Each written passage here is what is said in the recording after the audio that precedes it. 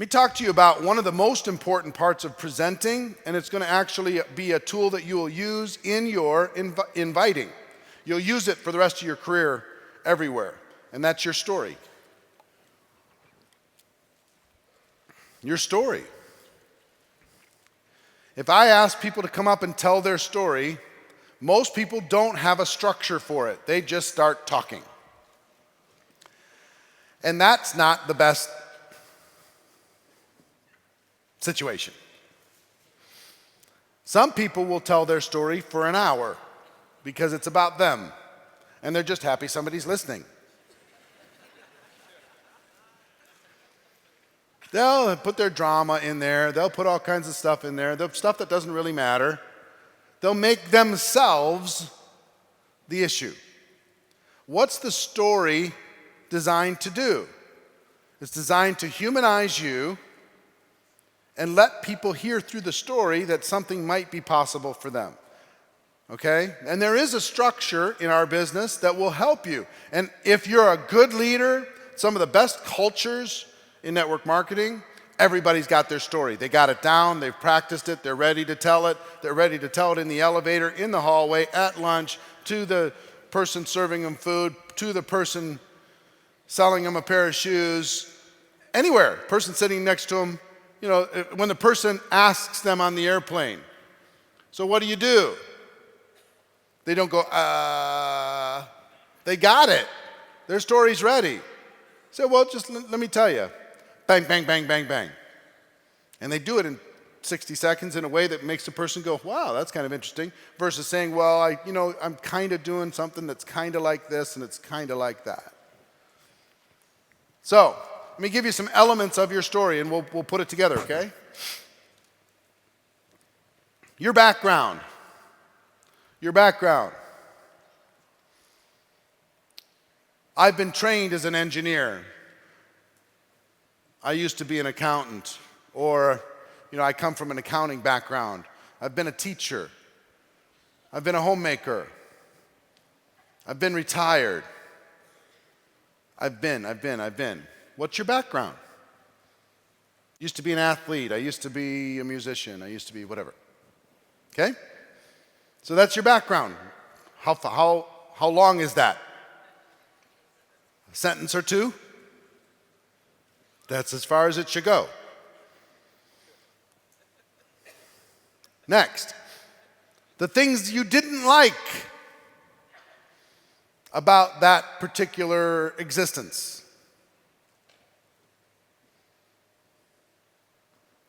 I used to be a stay-at-home mom, and I love my kids, and I love the opportunity to be able to take care of them, do what's necessary. But I'll tell you, there are times when I feel like the world is being robbed of my awesomeness.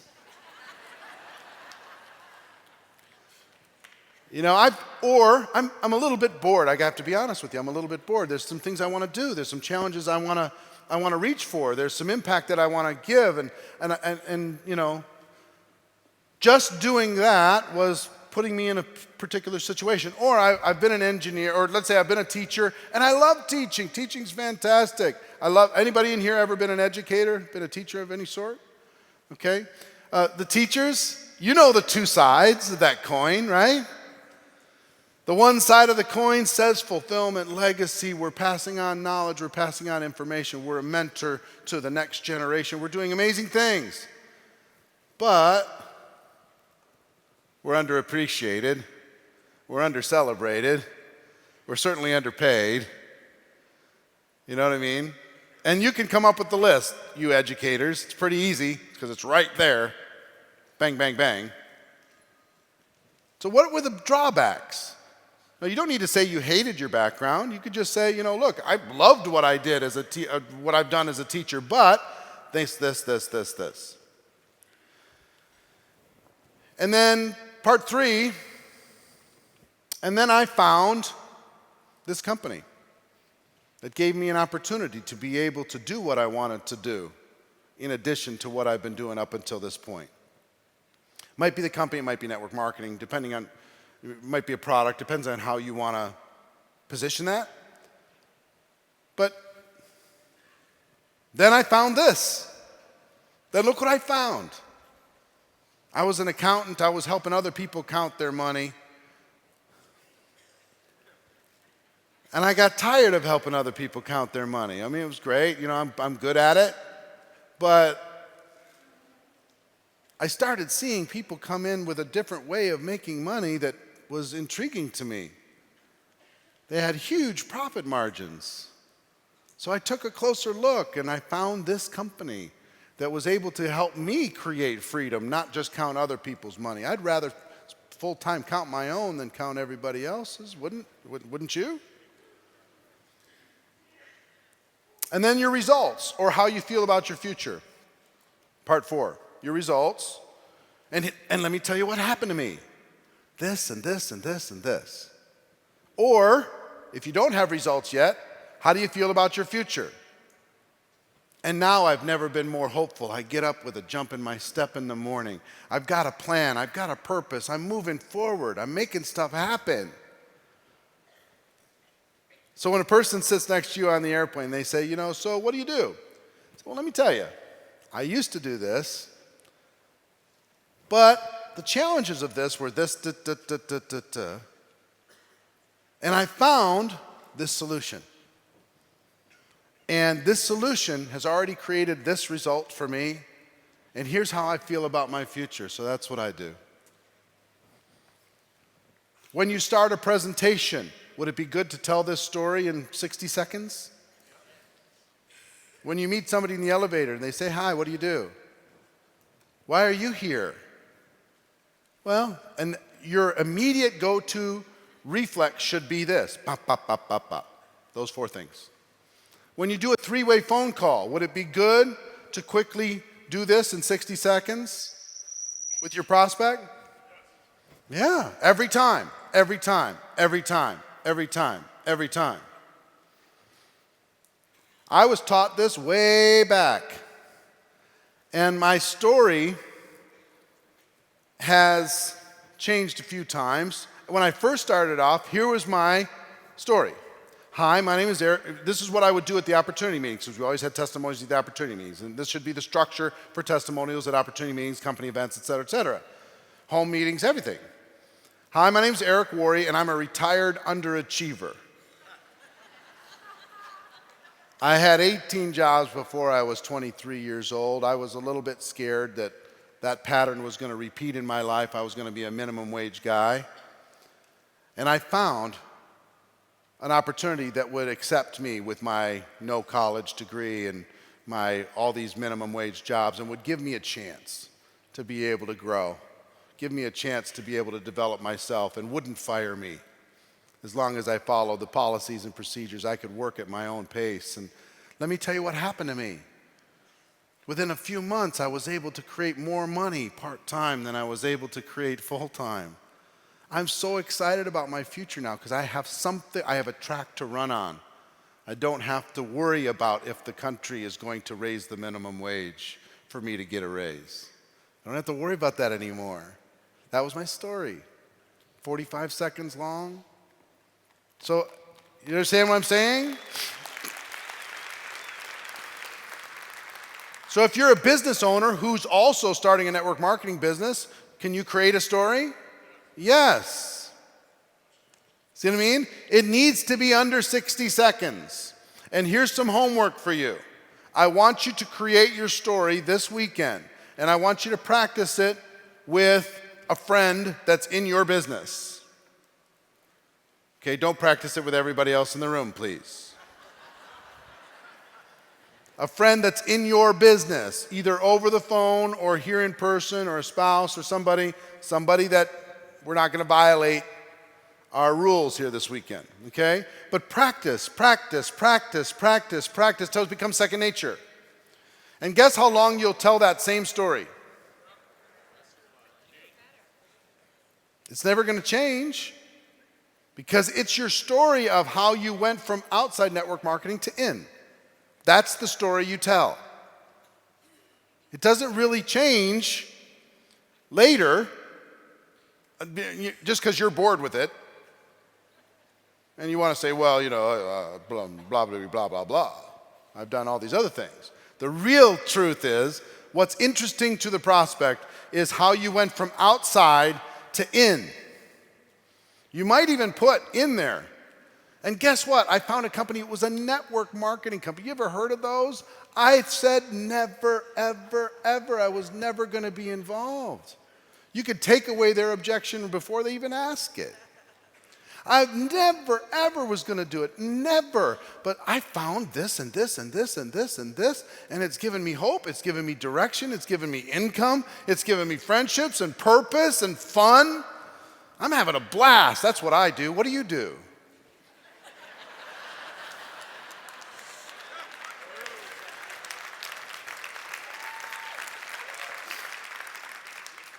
See, if you have that story down, I got to the point where I couldn't wait to tell my story. I couldn't wait. I just look at people.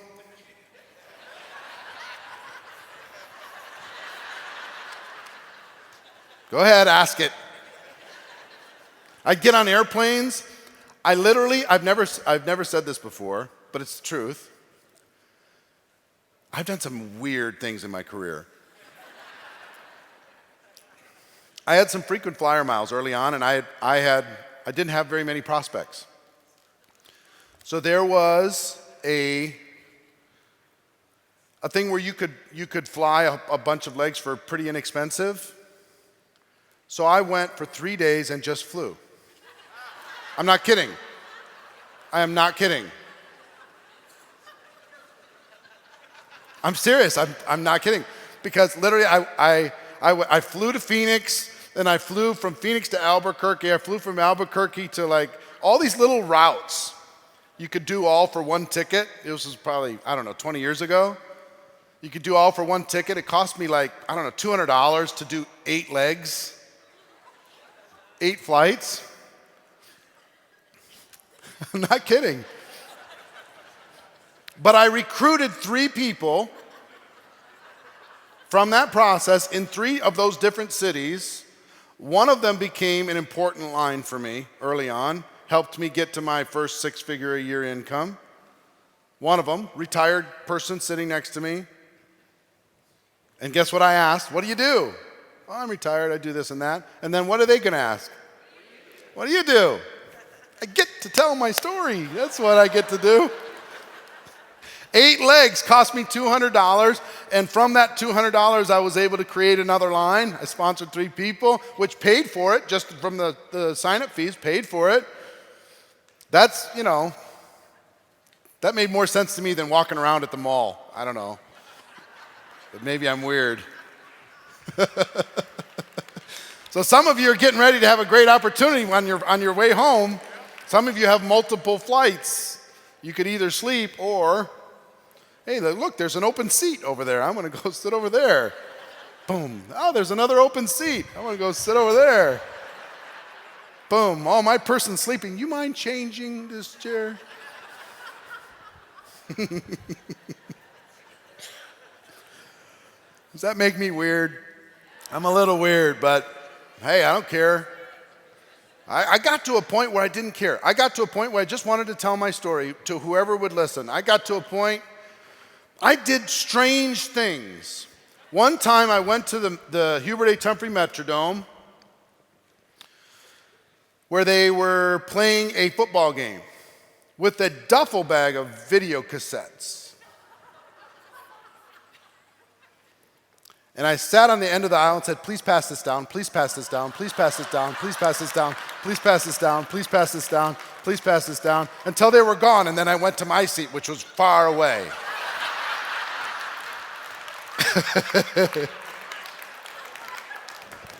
I signed up 2 people. 2 people. True story. The airplane thing made me remember that. I didn't go back because I also got some phone calls from the Metrodome people that says, you don't do that again. Okay, fine. What do I have to lose? I'm 24. What are you going to do to me? Put me in marketing jail?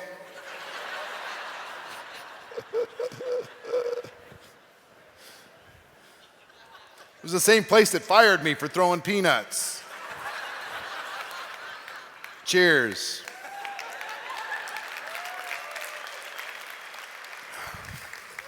So tell your story, get your story out there, make your story heard, get your story tight, get your story strong. Ask people, how does this story sound? Ask somebody in your company, how does this sound?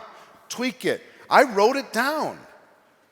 And then I said it, and it didn't sound right. And then I wrote it down again, and I said it, and it didn't sound right. Would this be something for you to have in your pocket? So if I brought you up right here, right now on this stage, you just, bam, nail it, and everybody in the room would say, yes.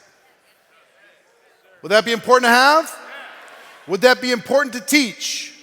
Would that be important to teach people to teach? Will you do it? Yes. All right. Step one is this weekend. You get your story. You get your story ready, and you be ready to tell it. And you get it solid, you get it memorized, you get it on point, you get it ready to go. Okay? All right. Next, in presenting. You're going to tell your story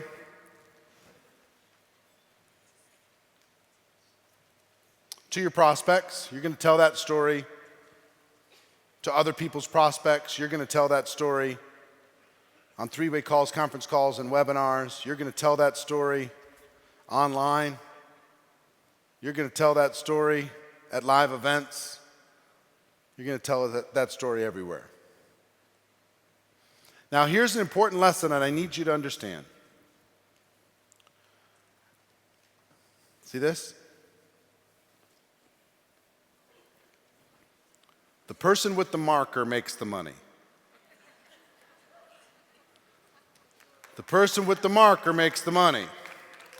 You got to fight to get in front of the room. You got to fight to be the one doing some presentations. You got to get people in the culture in your organization to fight, just not hide. Because when I first started, I was scared to death. I wanted to get up there and do what those people were doing, but I was scared to death. So first of all, learn to tell your story, and that'll get you started moving towards becoming a presenter.